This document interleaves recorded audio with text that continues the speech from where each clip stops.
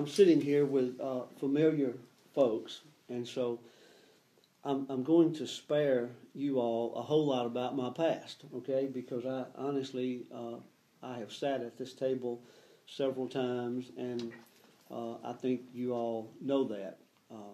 You know where I've been, you know where I came from. I think probably the most important thing that I could tell you about that is I haven't forgotten where I came from. And I've often said, Bobby, I know you've heard me say this, but a man who forgets where he came from can't know where he's going. And, you know, I think if I were to be elected to the United States Senate, I would probably be one of the few, if any, members of the United States Senate that had ever worked for a minimum wage.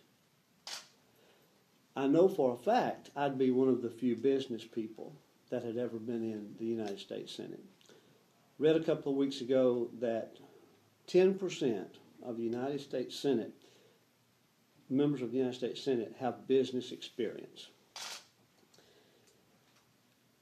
If that is true, then no wonder we owe $17 trillion. Part of the reason is they don't know how to balance a checkbook. And if you go up there and all you've done is had things handed to you, you haven't had to work hard, and you know, maybe you've practiced law and you've run that as a business. You know, obviously it has to be a business. But if you haven't ran a business, then you actually don't understand debit and credit.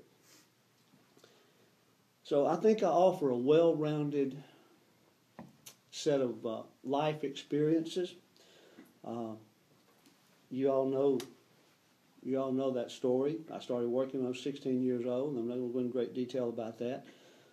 So I know what it's like to work for minimum wage. I know what it's like to struggle.